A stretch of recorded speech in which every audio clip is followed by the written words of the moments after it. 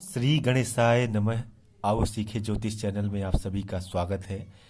आज हम जानेंगे इस वीडियो में कि कुंडली में कुल 12 भाव होते हैं और इन 12 भाव में प्रत्येक भाव की अपनी अलग अलग विशेषता होती है, उनकी अलग अलग गुण होते हैं। इन्हीं के आधार पर किसी भी जातक के विभिन्न प्रकार के लक्षणों या कर्मों और गुणों को अध्ययन करके हम विश्लेषण करते हैं और उसके बाद उसमें उनका फलादेश करते हैं।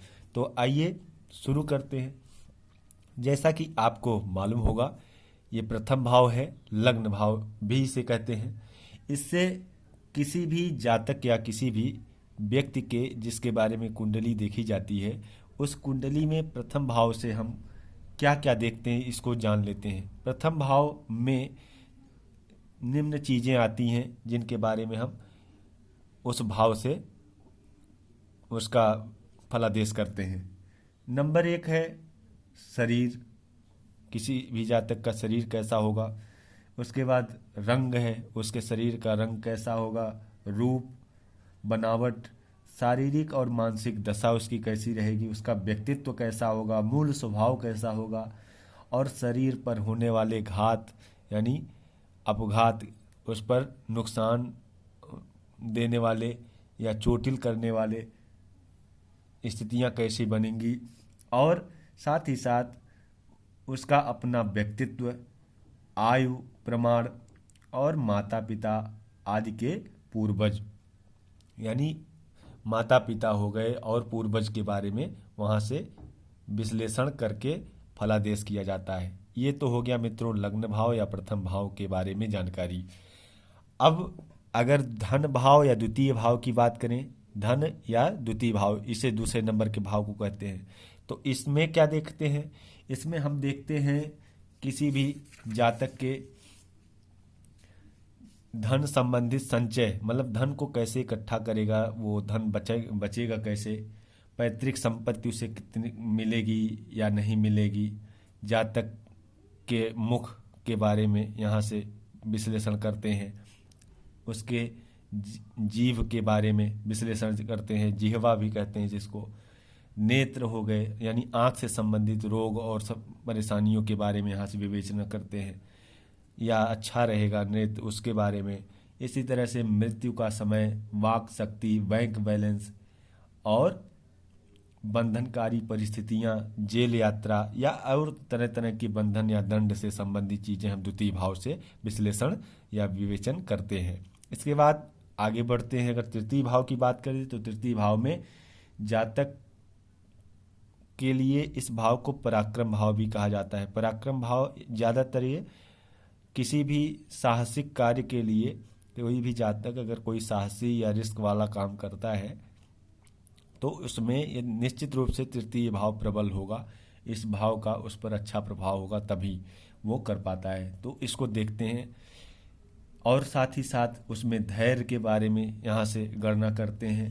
दुस्साहसी है, हिम्मती है और शौर्यशाली है।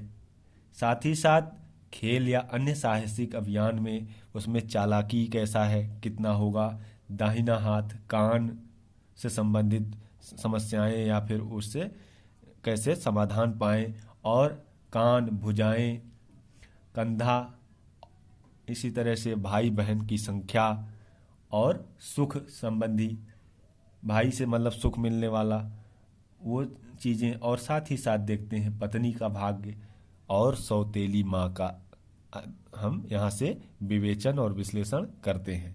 इसके बाद आगे बढ़ें चतुर्थ नंबर पर। चतुर्थ भाव में देखिए, इसको सुख भाव भी कहते हैं।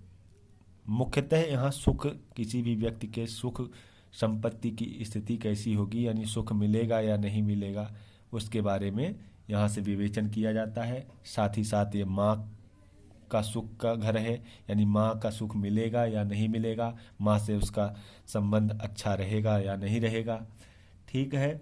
और साथ ही साथ देखते हैं भूत बाधा से संबंधित यहाँ से विवेचन किया जाता है।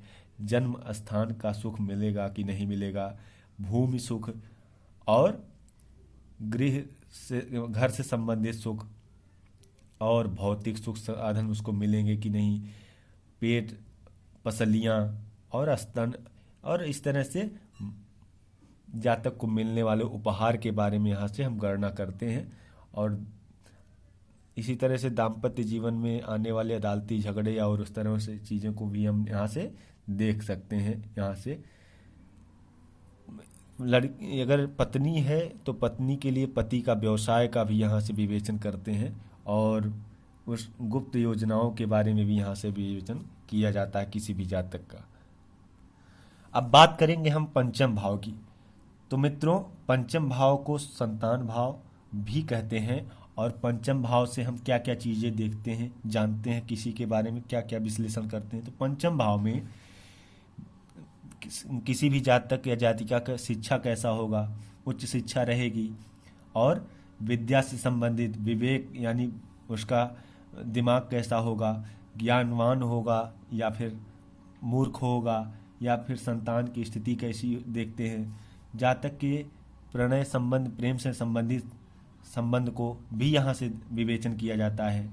प्रेम विवाह की स्थिति भी यहाँ से देखी जाती है, और सफलता असफलता के बारे में भी यहाँ से विवेचन किया जाता है। श्रृंगार सिद्धि कैसे मिलेगी और क्या स्थितियाँ उसके लिए तैयार होंगी, पेट के रोग, गर्भ की स्थिति, और कला मनोरंजन श्रृंगार में उसका क्या स्थान रहेगा, क्या स्थितियाँ बनेंगी, राजनीति में राजकीय पद पर वो कितना सफल होगा, क्या स्थितियाँ बनती हैं। इन सब चीज़ों के बारे में भी यहाँ से हम अध्ययन करते हैं और विश्लेषण करके उसका फलादेश करते हैं। फिर अगर छठे नंबर पे चलें यानी षष्ठम भाव में, तो इसको षष्ठम भाव को रोग या शत्रु भाव भी कहा जाता है कुंडली में। तो रोग या शत्रु भाव का मतलब इसको विस्तृत जान ले, किन किन चीज़ों के इसमें हम अध्ययन करते हैं पहले। तो इसमें हम लोग, ये तो हो गया रोग से संबंधित चीज़ें यहाँ पर देखी जाती हैं, और शत्रु से हानि या लाभ की चीज़ें यहाँ से देखी जाती हैं। साथ ही साथ ननिहाल पक्ष का यहाँ से अध्ययन किया जाता है, मामा आदि से मिलने वाले सुख के बारे में अध्ययन किया जाता है। दुर्घटना, चोट और ऑपरेशन, भूत बाधा भी यहाँ पर अब भी आता है। भूत बाधा से संबंधित चीज़ें कैसे प्रभावित करेंगी, जीवन साथी के गुप्त शत्रु कैसे होंगे या नहीं होंगे, उसके दूरस्थ वैदेशिक बाहरी संबंध के बारे में भी यहाँ से हम लोग गणना करते हैं। उसके बाद तब उसका फलादेश किया जाता है।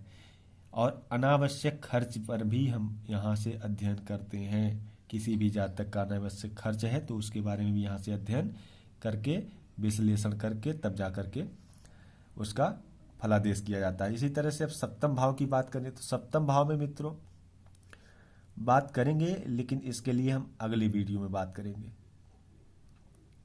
तो इन 6 को एक बार आप समझ लीजिए, प्रथम भाव, द्वितीय भाव, तृतीय भाव, चतुर्थ भाव, पंचम भाव, षष्ठम भाव, और आगे बाकी जो 2 और बचते हैं उनको हम अगले वीडियो में लेंगे, उनको समझेंगे। तब तक के लिए नमस्कार। वीडियो को सब्सक्राइब करें। धन्यवाद।